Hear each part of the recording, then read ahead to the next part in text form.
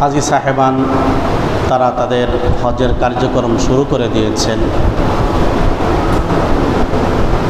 আজ আমাদের দেশে জিলহজের 7 তারিখ, সৌদি আরব জিলহজের 8 তারিখ।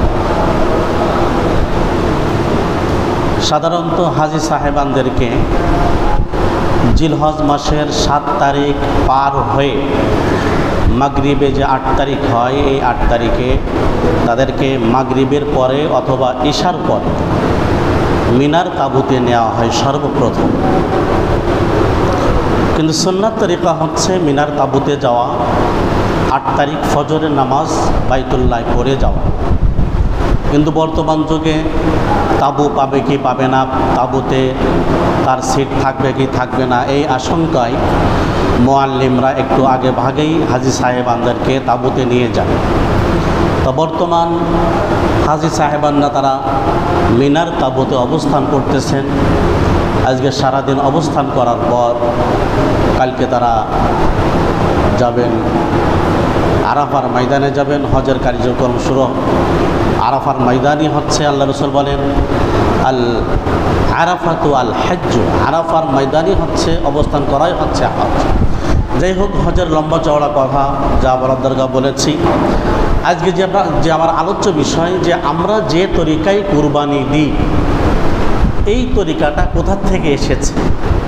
আল্লাহ রসুলের কাছে সাহাবী জিজ্ঞাসা করলেন, হে আল্লাহ রসুল, আমরা যে তরিকায় কুরবানি দিই এটা কোথা থেকে এসেছে, এটা কার সুন্নাত?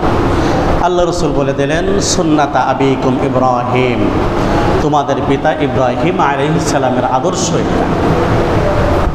সাহাবী আরও প্রশ্ন করলেন, এই কুরবানি করলে লাভ কি?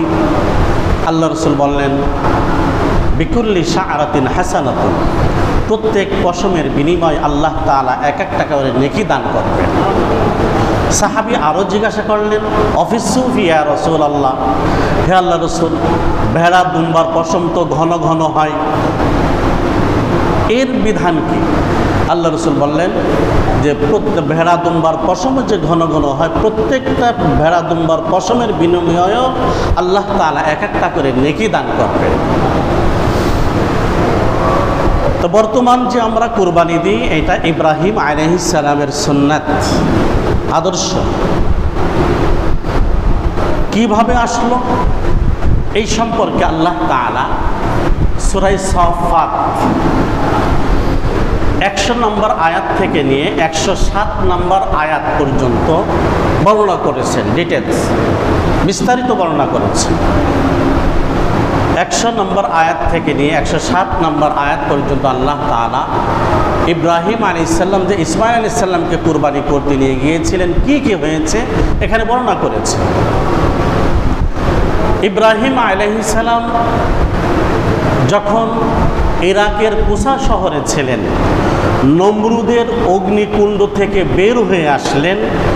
বের হয়ে আসার পর ইব্রাহিম আলাইহিস সালাম আল্লাহ তাআলার কাছে বললেন, আল্লাহ, এই দেশের মানুষ দাওয়াত গ্রহণ করছে না, এখন আমি অন্য কোনো দেশে চলে যাই, দেখি সেই দেশের মানুষ তোমার তাওহীদের দাওয়াত গ্রহণ করে কিনা। তো ইব্রাহিম আলাইহিস সালাম আল্লাহ তাআলার কাছে বললেন, অকালা ইন্নী যাহিবুন ইলা রাব্বি সায়াহদিন। ইব্রাহিম আলাইহিস সালাম বললেন, আমি আমার রবের কাছে চলে যাচ্ছি, আমার রব আমাকে সঠিক পথ দেখাবেন। আমি আমার রবের কাছে চলে যাচ্ছি, এর অর্থ হচ্ছে আমি ইরাকের কুসা শহর ছেড়ে চলে যাচ্ছি সিরিয়ার দিকে, দেখি সিরিয়ার মানুষ আমার দাওয়াত কবুল করে কিনা। ইব্রাহিম আলাইহিস সালাম বিবি সারাকে নিয়ে রওনা করলেন। প্রতিমধ্যে ফিরাউনের সাথে সাক্ষাৎ, লম্বা চওড়া ঘটনা। এই ঘটনার পরিপ্রেক্ষিতে ফিরাউন কি করলো, মিশরের বাদশা তার যে দাসী ছিল হাজেরা, হাজেরাকে দান করে দিল সারার কাছে।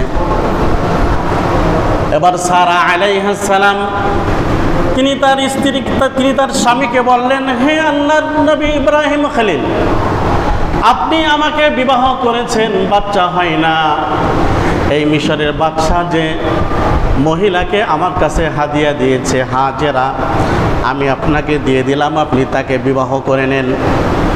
ইব্রাহিম আলাইহিস সালাম বিবাহ করে নিলেন হাজেরাকে। সিরিয়ায় যে বিবাহ করার পর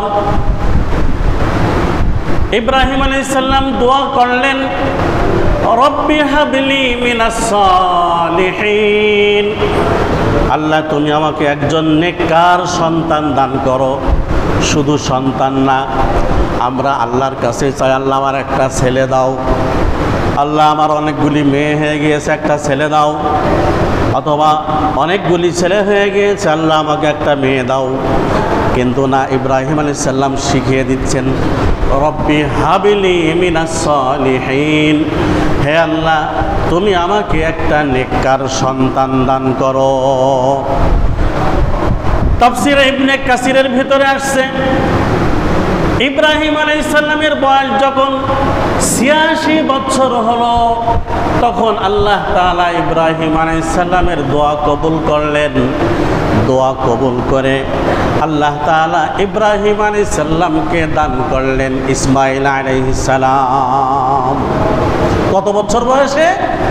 ৮৬ বছর বয়সে। তাফসীর ইবনে কাসির, ৮৬ বছর বয়সে ইব্রাহিম আলাইহিস সালাম তার পুত্র ইসমাঈলকে পেয়ে খুব খুশি হলেন। হায় হায় হায় হায়, আল্লাহ তাআলা এই বয়সেও সন্তান দিতে পারেন। আল্লাহ তাআলার কাছে অসাধ্য বলতে কিছু নাই, আল্লাহ তাআলার কাছে সব কিছু সম্ভব, সব কিছু সম্ভব, আল্লাহ সব পারেন।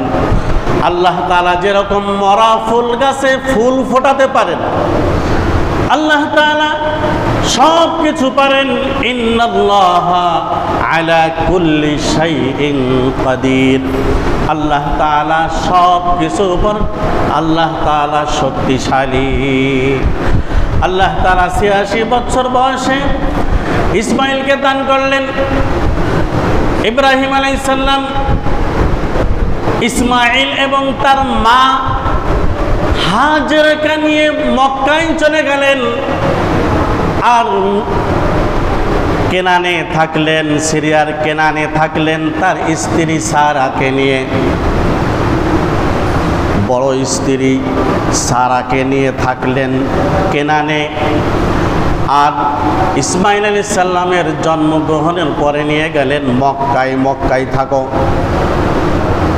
মক্কায় রেখে আসলেন ইব্রাহিম আলাইহিস সালাম। তাফসীরে ইবনে কাসিরের ভিতরে আসছে, ইব্রাহিম আলাইহিস সালাম দুই স্ত্রীর মাঝে ইনসাফ কায়েম করার জন্য প্রত্যেক দিন সিরিয়ার কেনান থেকে বোরাকে চড়ে সকালে খেয়ে নাস্তা খেয়ে দুপুরে পৌঁছে হাজেরার কাছে ওখানে সময় দিয়ে দুপুরে খেয়ে আবার বিকালে রওনা দিয়ে কেনানে চলে আসতেন। ইব্রাহিম আলাইহিস সালাম এরকম যাওয়া আসা করেন। করতে করতে করতে করতে যখন ইসমাঈল আলাইহিস সালামের বয়স ৭-৮ বছর,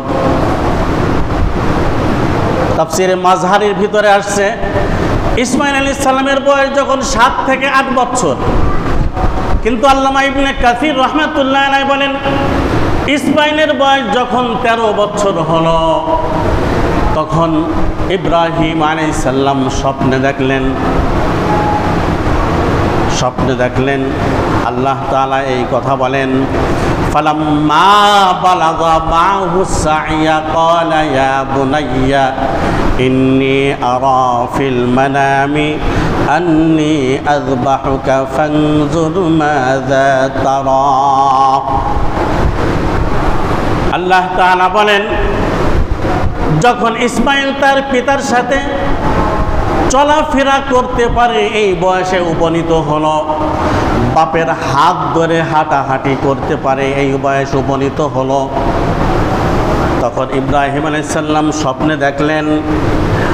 স্বপ্নে দেখে ইসমাঈলকে বললেন, পুত্র আমার, আমি তো স্বপ্নে দেখেছি। সরাসরি বললেন, আন্নী আযবাহুক, যে আমি তোমাকে আল্লাহর রাস্তায় জবাই করতেছি, আমি এই স্বপ্ন দেখছি। সরাসরি। কোন কোন তাফসীরের ভিতরে আছে আল্লাহ তাআলা স্বপ্নে দেখিয়েছেন, হে আমার খলিল ইব্রাহিম, আমার রাহে আপনি আপনার সব থেকে প্রিয় বস্তু কুরবানি করুন। ইব্রাহিম আলাইহিস সালাম স্বপ্ন দেখে উঠে সকালে আল্লাহর রাহে 100 উট কুরবানি করলেন। দ্বিতীয় দিন আবার, তৃতীয় দিন আবার। কিন্তু আল্লাহ তাআলা বলতেছেন, ইব্রাহিম খলিল আমার, আপনার কাছে যে প্রিয় বস্তু সেইটা উট না, আপনার ছেলে। সেই জন্য আল্লাহ তাআলা সরাসরি স্বপ্নে দেখাই দিলেন যে আপনি আপনার ছেলেকে বলুন, ইসমাইলকে, বেটা আমার, আমি স্বপ্নে দেখেছি না, আরা মুজারের সিগাত দেখছি, এখনো দেখছি স্বপ্নে। আল্লাহ তাআলা দেখেছি না, ইন্নী আরা ফিল মানাম, আমি স্বপ্নে দেখছি যে আন্নী আযবাহুক, আমি তোমাকে জবাই করছি। বেটা আমার, আমি তো এই স্বপ্নে দেখছি, তোমার মতামত কি বলো? নবীর ছেলে তো নবী হবে, নেককারের ছেলে তো নেককার হবে, নবীর ছেলে নবী হবে। ইসমাইল আলাইহিস সালামের কাছে ইব্রাহিম আলাইহিস সালাম স্বপ্নের কথা বলার সাথে সাথে ইসমাইল আলাইহিস সালাম উত্তর দিলেন, ক্বালা ইয়া আবাতি ফাআল মা তুমার। ইসমাইল আলাইহিস সালাম বলে দিলেন, আব্বা জানামান, আপনাকে যে আদেশ করা হয়েছে আপনি আপনার আদেশ পূরণ করুন। আব্বা, আপনাকে কি আদেশ করা হয়েছে? আমাকে আদেশ করা হয়েছে, বেটা আমি তোমাকে জবাই করতেছি আল্লাহর রাহে। তাহলে পূরণ করে ফেলেন। যেহেতু নবীদের স্বপ্ন ওহী হয়, নবীদের স্বপ্ন কি হয়? ওহী। নবীরা যা স্বপ্ন দেখে ওহী হয়। এইটা আপনি যা স্বপ্নে দেখেছেন আপনি আপনার কাজ সমাধা করে ফেলুন। যেহেতু নবীদের স্বপ্ন ওহী হয়, আপনি দেরি করবেন না, একটু দেরি করবেন না। ক্বালা ইয়া আবাতি ফাআল মা তুমার, আব্বাজান আপনাকে যে বিষয় আদেশ করা হয়েছে আপনি আদেশ পালন করুন। সাতাজিদুনি ইনশাআল্লাহু মিনাস সাবিরিন। আব্বা, আমি আমার পক্ষ থেকে আরো বলে দিচ্ছি, আপনি যদি আমাকে জবাই করতে চান, যেহেতু আল্লাহ আদেশ করেছেন আপনি আমাকে জবাই করবেন, আপনি অবশ্যই আমাকে ধৈর্যশীলদের অন্তর্ভুক্ত পাবেন। আমি ধৈর্য ধরব, আমি অধৈর্য হব না, আমাকে জবাই করেন, কোনো সমস্যা নাই। ইব্রাহিম আলাইহিস সালাম তার স্ত্রী হাজেরাকে বললেন, হাজেরা, ইসমাইলকে সাজিয়ে গুছিয়ে দাও, আমরা বাপ বেটা আল্লাহর রাহে কুরবানি করতে যাব। আজকে 10 জিলহজ, এই 10 জিলহজ আল্লাহর রাহে কুরবানি করতে যাব আমরা। যেহেতু 10 জিলহজ কুরবানি হয়ে থাকে, ইব্রাহিম আলাইহিস সালাম ইসমাইল আলাইহিস সালামকে তার মা সাজিয়ে দেওয়ার পর, জামা পরিয়ে দেওয়ার পর, তাফসিরে ইবনে কাসিরের ভিতরে আসছে ইসমাইল আলাইহিস সালামের আম্মা একটা সুন্দর সাদা জুব্বা পরিয়ে দিলেন। যাও বেটা, তোমার আব্বা তোমাকে তার সাথে যেতে বলেছে, বাপ বেটা কুরবানি দেবে তাই বলেছে, যাও। যেহেতু কুরবানি একমাত্র আল্লাহ তাআলাকে সন্তুষ্ট করার জন্যই করা হয়, তাই যাও তোমরা কুরবানি করে এসো। এবার ইব্রাহিম আলাইহিস সালাম ছেলেকে বললেন, আর এক বর্ণনা এসে ছেলেকে বললেন, বেটা আমার ছুরি নাও সাথে, ধারণ একটা ছুরি নাও, রশি নাও, নিয়ে রওনা দাও। বাপ বেটা ধারালো ছুরি রশি নিয়ে রওনা করলেন। রওনা করতে করতে যাচ্ছেন, রাস্তা দিয়ে যাচ্ছেন।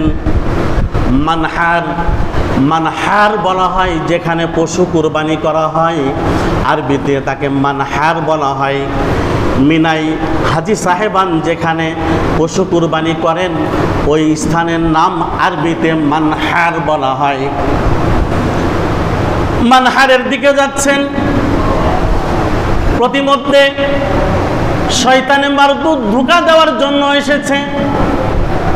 ইবলিস চলে এসেছে, এসে ইসমাইল আলাইহিস সালামের কাছে আসছে, এসে বলে, ইসমাইল, তোমার আব্বা তোমাকে কোথায় নিয়ে যায়? কয়, আমার আব্বা আমাকে নিয়ে যাই আল্লাহর রাহে আমরা কুরবানি করতে যাব, মানহারে যাচ্ছি।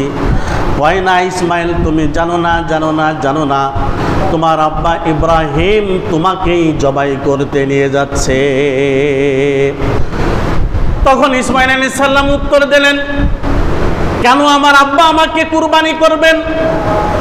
আমার আব্বা আমাকে সব থেকে বেশি ভালোবাসেন। আমার আব্বা পৃথিবীর ভিতরে আমার আম্মার থেকেও আমাকে বেশি ভালোবাসেন। আমি আমার আব্বার চোখের দুই নয়ন। আমার আব্বার বয়স যখন ৮৬ বছর হয়েছে, ৮৬ বছর বয়সে আল্লাহ তাআলা আমাকে দান করেছেন আমার আব্বাকে। আমার আব্বা খুব ভালোবাসেন আমাকে, আমার আব্বা আমাকে কুরবানি করতে পারেন না। তখন শয়তান মারদুদ বলে যে আসলে তোমার আব্বাকে আল্লাহ তাআলাই কুরবানি করতে বলেছেন। তখন ইসমাইল আলাইহিস সালাম কত সুন্দর উত্তর দিয়ে দিলেন, শুনে রাখো, আমার আব্বাকে যদি আল্লাহ তাআলা কুরবানি করতে আদেশ করে থাকেন, তাহলে আমি ইসমাইল এখনই প্রস্তুত আছি। এই কথা বলার সাথে সাথে শয়তান চলে গেল। ইব্রাহিম আলাইহিস সালাম ৭টি কঙ্কর নিক্ষেপ করলেন জামারাতুল কুবরা, ওখানে ৭টি কঙ্কর নিক্ষেপ করলেন। ৭টি কঙ্কর নিক্ষেপ করার পর সামনের দিকে যাচ্ছেন।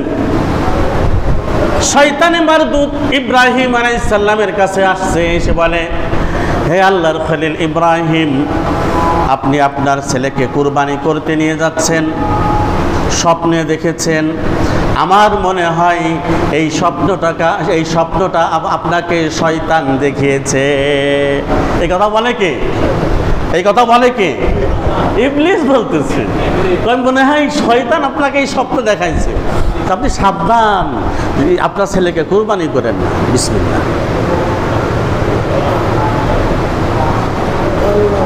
ইব্রাহিম আলাইহিস সালাম বললেন, শয়তান কোথাকার? শয়তান আমাকে স্বপ্ন দেখেছে, তুই জানিস না? শয়তান নবীদেরকে স্বপ্নে দেখাতে পারে না, তুই কি জানিস না? আমি যে স্বপ্নে দেখেছি এই স্বপ্নটা আল্লাহ তাআলা আমাকে দেখিয়েছেন। যা সহকান দূর হয়ে যা। ইব্রাহিম আলাইহিস সালাম আল জামারাতুল উস্তা, হাজী সাহেবরা যেখানে কঙ্কর নিক্ষেপ করে, ওই মেজ শয়তানকে ওখানে ৭টি কঙ্কর নিক্ষেপ করলেন। নিক্ষেপ করার পর সামনের দিকে যাচ্ছেন। যেতে যেতে এর মাঝখানে চলে গিয়েছে, হাজেরার কাছে চলে গিয়েছে ইবলিস। যে বলে, জানো তোমার স্বামী তোমার ছেলে ইসমাইলকে কোথায় নিয়ে যায়? তাকে জবাই দিতে নিয়ে যাচ্ছে। কয় না, কোনোদিন হতে পারে না। কয় না, তোমার স্বামী স্বপ্নে দেখেছে, আল্লাহ স্বপ্নে দেখাইছে।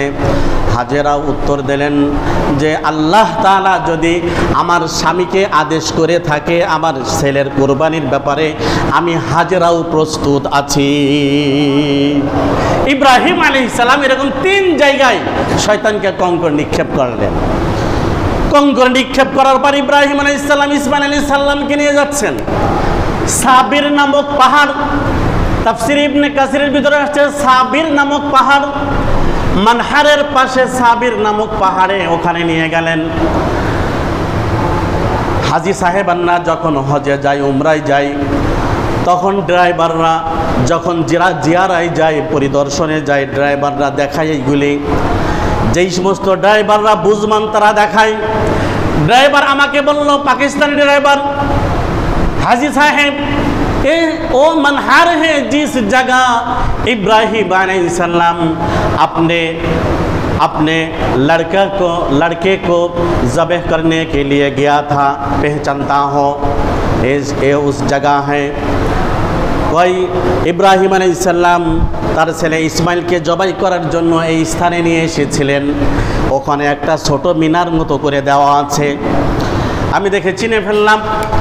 ইব্রাহিম আলাইহিসসালাম ইসমাইল আলাইহিসসালামকে ওখানে নিয়ে গেলেন, নিয়ে যে বললেন বাবা ফালাম্মা আসলামা ওয়া তাল্লাহু লিল জাবিন, যখন পিতা পুত্র উভয় সম্মত হলো, পিতা জব করতে প্রস্তুতি নিলেন, ইসমাইল আলাইহিস সালাম জবে হতে প্রস্তুতি নিলেন। পিতা পুত্র উভয় সম্মতি প্রকাশ করলেন। ইব্রাহিম আলাইহিস সালাম ইসমাইলকে বললেন, বাবাজি ইসমাইল, তুমি শুয়ে পড়ো, তোমাকে এখন জবাই করব। ইসমাইল আলাইহিস সালাম শুয়ে পড়লেন। ইসমাইল আলাইহিস সালাম বললেন, আব্বা, কণ্ঠনালীর বরাবর জবাই করলে আমার চেহারা আপনার চেহারার সাথে মিলে যাবে, আপনার ভিতরে মায়ার উদ্রেক হতে পারে, আপনি আমাকে চিৎ করে সহায় জবাই করেন। আল্লাহ তাআলা এই কথা বলেন, ওয়াতাল্লাহু লিল জাবিন। জাবিন অর্থ কপাল, অর্থাৎ কপালটা মাটির সাথে সহায় দিলেন ইসমাইল আলাইহিস সালাম। যখন ইব্রাহিম আলাইহিস সালাম ইসমাইল আলাইহিস সালামকে জবাই করবেন, ইসমাইল আলাইহিস সালাম দরদ মাখা কয়েকটা কথা বললেন। আব্বা, আপনি আমাকে জবাই করবেন, আমি জবাই হতে প্রস্তুত আছি। যেহেতু আল্লাহ তাআলার নির্দেশ, আপনি আল্লাহর নির্দেশ পালন করবেন। আব্বা, আপনার কাছে কয়েকটা আবেদন। প্রথম আবেদন হচ্ছে, আপনি আমার হাত পা ভালো করে বেঁধে নেবেন। এই জন্য আমার হাত পা ভালো করে বেঁধে নেবেন। জবাই দেওয়ার সময় আমার হাত পা আমি যদি ছটফট করি, নড়াচড়া করি, তাহলে আপনি একজন নবী, আর আমার হাত পা যদি আপনার গায়ে লেগে যায়, একটা বেয়াদবি হয়ে যাবে। দ্বিতীয় নম্বর হচ্ছেন, আপনি আমার আব্বা, আপনার গায়ে যদি আমার হাত পা লেগে যায় তাহলে বেয়াদবি হয়ে যাবে। আব্বা, আপনি আমার হাত পা ভালো করে বেঁধে নেন। তারপরে ইসমাইল আলাইহিস সালাম বললেন, আব্বা, আপনি আপনার কাপড় চোপড় ভালো করে গুটিয়ে নিন, যেন রক্তের ছিটা ফোঁটা আপনার কাপড়ে না লাগে। এই কাপড় নিয়ে যদি আম্মার কাছে যান তাহলে আম্মা ধৈর্য ধরতে পারবে না। আরো বললেন ইসমাইল আলাইহিস সালাম, আব্বা, আপনি তো আমাকে জবাই করবেন, ছুরিটা ভালো করে ধার দিয়ে নেবেন, কেননা আল্লাহর রাহে জবাই করতে গেলে তাড়াতাড়ি জবাই হতে হয়। মৃত্যু যন্ত্রণা অনেক কঠিন, আমি যদি তাড়াতাড়ি জবাই হয়ে যাই তাহলে মৃত্যুর যন্ত্রণা কম হবে। আব্বা, ছুরিটা ভালো করে ধার দিয়ে নেবেন। তারপরে ইসমাইল আলাইহিস সালাম বললেন, আব্বা, আমার যে জামা আছে, জুব্বা আছে, এই জুব্বাটা যদি আপনি মনে করেন আমার আম্মার কাছে নিয়ে যাবেন তাহলে নিয়ে যাবেন। আমার মনে হয় আমার জুব্বাটা পেয়ে আমার আম্মা আমাকে না পেয়ে আমার জুব্বা পেয়ে একটু সান্ত্বনা পাবেন। ইসমাইল আলাইহিস সালাম আরো বললেন, আব্বা, আমি তো এখন জবাই হয়ে যাব আল্লাহর রাহে, আপনার কাছে আরেকটা আবদার, আমার মার কাছে আমার সালাম পৌঁছাই দেবেন, আর বলবেন যে তোমার ছেলে ইসমাইল আল্লাহর রাহে কুরবানি হয়ে গিয়েছে, জান্নাতে তোমার ছেলের সাথে তোমার দেখা হবে। ইসমাইল আলাইহিস সালাম এই কথাগুলি বলে প্রস্তুতি হলেন। আল্লাহ তাআলা এই কথা বলছেন, ফালাম্মা আসলামা ওয়াতাল্লাহু লিল জাবিন। যখন পিতা পুত্র উভয় সম্মত হলো, আত্মসমর্পণ হলো এবং ইসমাইলকে শোয়ালো, ওয়ানাদাইনাহু আইয়া ইব্রাহিম। ইব্রাহিম আলাইহিস সালাম ছুরি চালান কাটে না, আবার ছুরি ধার দিয়ে নেন, আবার চালান কাটে না, আবার ছুরি ধার দিয়ে নেন, আবার ছুরি চালান কাটে না, ইসমাইলের গলা কাটে না। আল্লাহ রাসূলের আপন চাচাতো ভাই ইবনে আব্বাস রাদিয়াল্লাহু তাআলা আনহুমা বলেন, আল্লাহ তাআলা দেখতে চাচ্ছেন যে পিতা পুত্র তারা আত্মসমর্পণ করেছেন কিনা, এইটাই দেখতে চাচ্ছেন। ইসমাইলের জবাই হোক বা না হোক এটা পরের কথা, পিতা পুত্র তারা আত্মসমর্পণ করেছে কিনা এইটাই দেখার বিষয়। আল্লাহ রাসূল বলেন, আল্লাহ তাআলা ইসমাইল আলাইহিস সালামের কণ্ঠনালীর উপর একটা পাত বসাই দিলেন, লোহার পাত বসাই দিলেন, কাটলো না। তারপরে জবাই হয়ে গেল। উঠে দেখেন কি যে ইব্রাহিম আলাইহিস সালাম দেখেন যে আমার ছেলে ইসমাইল পাশে দাঁড়িয়ে আছেন, আর আল্লাহ তাআলা জান্নাতি একটা দুম্বা পাঠিয়ে দিয়েছেন, ওই দুম্বা জবাই হয়ে গিয়েছে। আল্লাহ তাআলা বলেন ফালাম্মা আসলামা ওয়া তাল্লাহু লিল জাবিন ওয়া নাদাইনাহু আইয়া ইব্রাহিম, আমি ডাক দিলাম হে ইব্রাহিম, কদ সাদ্দাকতার রুইয়া, তুমি তোমার স্বপ্ন বাস্তবায়ন করেছো। ইন্না কাযালিকা নাজিজিল মুহসিনিন, আমি যারা মুহসিন, যারা সৎ কর্মশীল, তাদেরকে আমি এরকম প্রতিদান দিয়ে থাকি। এই দুম্বাটা কোথা থেকে এসেছিল? তাফসিরে ইবনে কাসিরের ভিতরে আসছে। ইবনে আব্বাস রাদিয়াল্লাহু তাআলা আনহুমা বলেন, যখন ইব্রাহিম আলাইহিস সালাম ইসমাইল আলাইহিস সালামকে জবাই করতেছিলেন, তখন আল্লাহ তাআলা জিব্রাইলকে বললেন, জিব্রাইল, আমার খলিল তার ছেলেকে কুরবানি দেওয়ার জন্য প্রস্তুত হয়ে গিয়েছে। জান্নাতের ভিতরে ওই দুম্বা, যেই দুম্বা 40 বছর পর্যন্ত জান্নাতের ভিতরে চড়ে বেরিয়েছে, ওই দুম্বাটা ইসমাইলের পরিবর্তে তুমি ওখানে উপস্থাপন করো। জিবরাইল আলাইহিস সালাম দুম্বা নিয়ে চলে আসলেন। দুম্বা নিয়ে চলে আসার পর ইসমাইলকে সরিয়ে জিবরাইল আলাইহিস সালাম ওই দুম্বাটা দিয়ে দিলেন। এই কথায় আল্লাহ তাআলা বলেন, ওয়ানাদাইনাহু আইয়া ইব্রাহিম কদ সাদ্দাকতার রুইয়া ইন্না কাযালিকা নাজিজিল মুহসিনিন। আল্লাহ তাআলা বলেন, যারা মুহসিন হয়, যারা সৎ কর্মশীল হয়, তাদেরকে আমি এরকম উদ্ধার করি। ইন্না হাযা লাহুয়াল বালাউল মুবিন। আল্লাহ তাআলা বলেন, নিশ্চয় এইটা একটা সুস্পষ্ট পরীক্ষা। অর্থাৎ যে বান্দা যত আমার নিকটবর্তী হয়, ইবাদত বন্দেগী করতে করতে করতে যেই বান্দা আমার নিকটবর্তী হয়ে যায়, আমি ওই বান্দাকে বড় বড় পরীক্ষা দিয়ে থাকি। হাদিসের ভিতরে আছে, আল্লাহ রাসূল বলেন যে আল্লাহ তাআলা যে বান্দাকে পছন্দ করেন, ওই বান্দাকে বড় বড় পরীক্ষা দিয়ে পছন্দ করেন, যে সে ধৈর্য ধরতে পারে কিনা, বড় বড় পরীক্ষা দিয়ে থাকেন। আল্লাহ তাআলা বলেন, ওয়াফাদাইনাহু বিযিবহিন আযীম। আমি কি করলাম? ইসমাইল আলাইহিস সালামের পরিবর্তে আমি বড় একটা জান্নাতি দুম্বা দিয়ে ভাড়া দিয়ে আমি কি করলাম? তাকে মুক্তি দিয়ে দিলাম। এই যে মুক্তি হয়ে গেল ইসমাইল আলাইহিস সালাম, ইব্রাহিম আলাইহিস সালাম। আসলে ইসমাইল আলাইহিস সালাম জবাই হোক, আল্লাহ তাআলা এটা দেখতে চাচ্ছেন না। আল্লাহ তাআলা চাচ্ছেন ইব্রাহিম এবং ইসমাইল তারা উভয়েই আমার কাছে আত্মসমর্পণ করে কিনা। আত্মসমর্পণ আল্লাহ তাআলা কোরআনুল কারীমে বলেন, ওয়াইদ ক্বালা রাব্বুহু আসলিম ক্বালা আসলামতু লিরাব্বিল আলামিন। যখন আল্লাহ তাআলা ইব্রাহিম আলাইহিস সালামকে বললেন, ইব্রাহিম আত্মসমর্পণ করো, সারেন্ডার করো, ক্বালা আসলামতু লিরাব্বিল আলামিন। ইব্রাহিম আলাইহিস সালাম বললেন যে আমি বিশ্ব জগতের প্রভুর কাছে আমি আত্মসমর্পণ করলাম। সেই জন্য মুসলিম কাকে বলা হয়? মুসলিম, আসলামা ইউসলিমু, মুসলিম বলা হয় যে আল্লাহ তাআলার কাছে আত্মসমর্পণ করেছে, তাকে মুসলিম বলা হয়। সেই জন্য ভাই, দোস্ত, বুজুর্গ, আল্লাহ তাআলা কোরআনুল কারীমের ভিতরে বলেন, ওয়ালা তামুতুন্না ইল্লা ওয়া আনতুম মুসলিমুন। তোমরা মুসলমান না হয়ে মরো না, তোমরা মুসলমান না হয়ে মরো না, তোমরা মুসলমান হও। সেই জন্য ভাই, দোস্ত, বুজুর্গ, কুরবানি করব কার সন্তুষ্টির জন্য? কার নামে? আমাদের সমাজে একটা ভুল প্রথা আছে, হুজুর জবাই করার আগে একটা সুতা দেয়, লম্বা কাগজ দেয়, হুজুর পড়েন, আমাদের 7 জনের নামে কুরবানি। বলেন নাউজুবিল্লাহ। কুরবানি হবে কার নামে? এখানেই তো শিরিক করতেছি আমরা। জিজ্ঞেস করলাম কার কার পক্ষ থেকে কুরবানি? হুজুর আমার নামে, আমার মার নামে কুরবানি। শিরিক তো এখানেই করতেছি আমরা।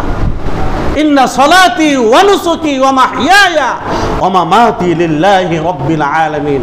নিশ্চয় আমার নামাজ, আমার কুরবানি, আমার জীবিত থাকা, আমার বেঁচে থাকা সব কার জন্য?